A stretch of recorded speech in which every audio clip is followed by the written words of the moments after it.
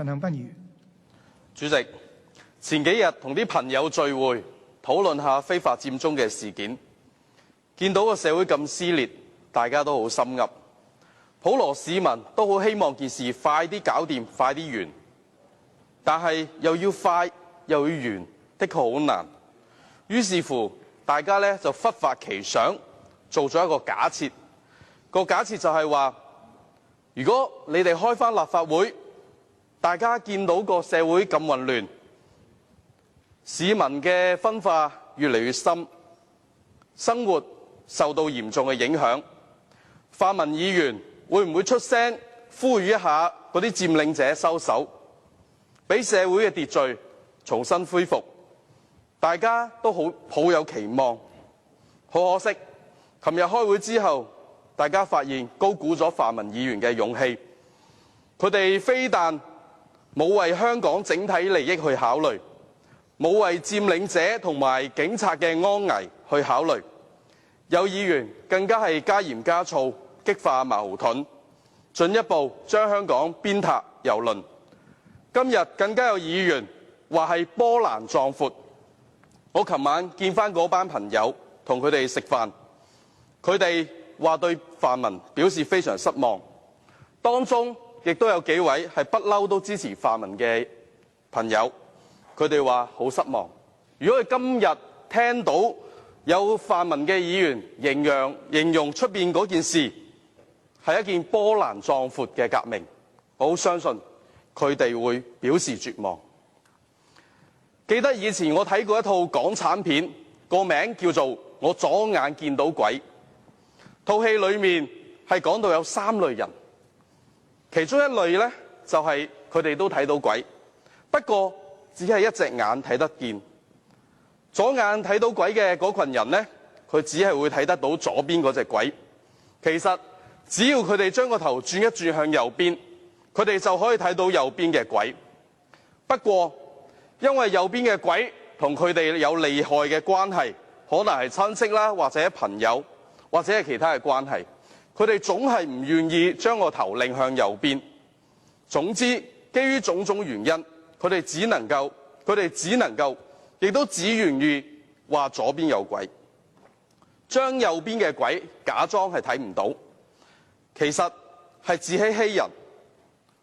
但係話俾人聽，其實係右邊冇鬼嘅喎。總之呢，佢連自己都呃埋。跟住佢喺佢個概念裏面就會存在，其實鬼只係得喺左邊嘅咋，右邊冇鬼㗎。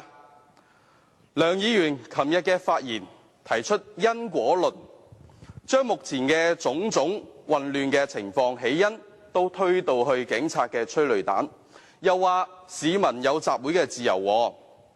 呢啲嘅講法證明梁議員可能係睇到事情嘅結果，而忽略咗如果發起人唔係搞佔中，啲人唔係衝出馬路，啲人唔係衝擊警察，今日嘅種種嘅情況會唔會發生呢？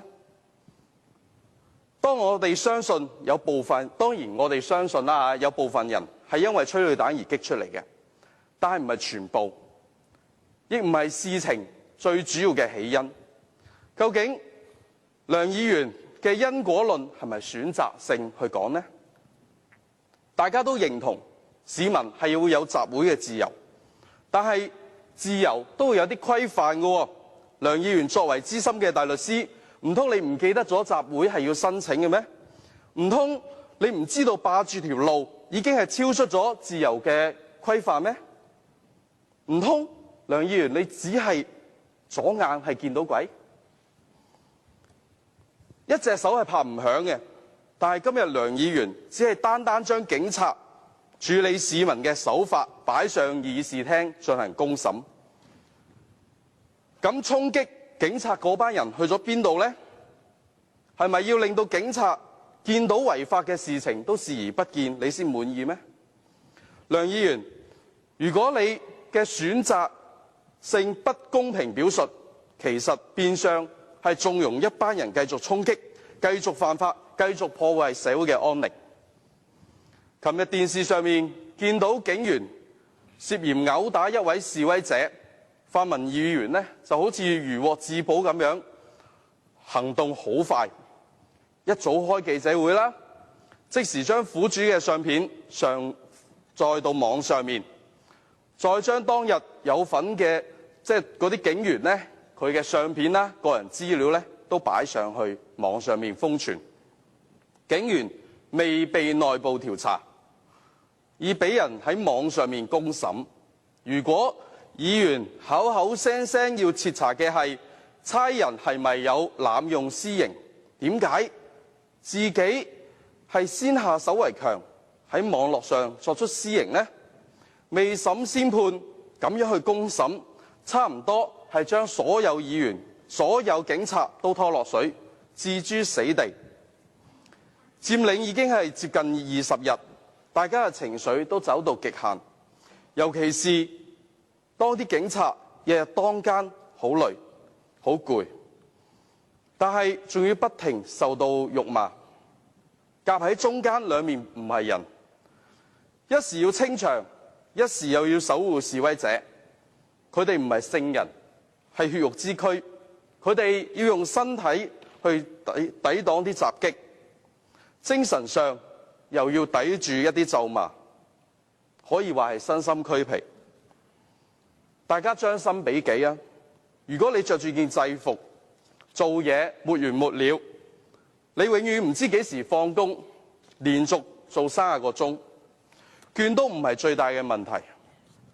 問題係工作性質好厭惡。我好相信警察總係有一種警惡情恩嘅心，冇人願意當差係去對付老百姓。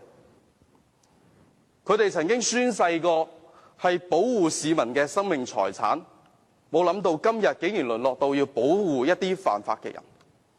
作為紀律部隊，喪命唔從亦都唔得，嗰種矛盾其實係好容易理解。網上面見到嘅片係有一班換更嘅警員俾旁邊嘅一啲人噓罵，返狗房啦，食屎啦，記得唔好唔記得邊個出糧俾你㗎？你以為佢哋真係可以人人都抵得受得住呢團火咩？長期嘅情緒壓抑真係已經違反咗常理，再咁落去，遲早我擔心會爆。老實講，打人嘅片一出，我都好擔心，大家係咪去到臨界點？擔心再咁落去，社會會出現大事。當然，涉嫌打人嘅警察應該被嚴肅處理。據我所知，佢哋已經被停職。但係唔明白嘅係，點解今日有議員對嗰啲公然違法、公然挑釁，甚至乎公然襲擊嘅人，都愛心爆棚咁樣處處呵護佢哋？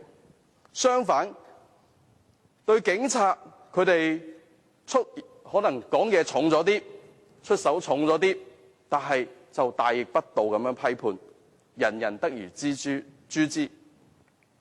喺新聞上面見到涂謹申議員，佢話佢哋係黑警，港隊已經係失控，因為佢哋已經係施放咗酷刑，要判終身監禁。李卓人議員更加眼紅紅咁樣話佢好悲傷，因為香港已經無法無天。睇完呢幾句，如果你係19日嚟都有睇新聞，你會明白執法嘅人點解咁嬲。呢19日嚟，究竟失控嘅係邊個呢？無法無天又係邊個呢？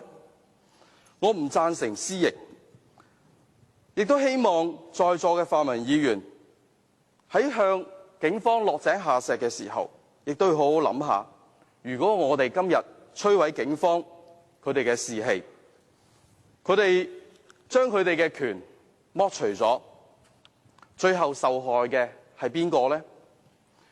可能策劃佔中嘅人，佢而家見到咁嘅情況會好開心，但係請大家攞出良心，幫手勸下。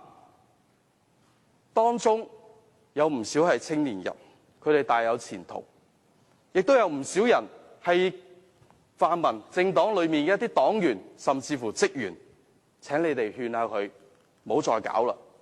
我哋要避免進一步有人受傷。我喺呢度請求各位泛民議員放過香港啦。政治問題當然係政治解決，但係就留俾專門處理政治嘅立法會去解決啦。將政治問題帶上街道係得唔到好嘅解決嘅。主席，本人謹此陳辭。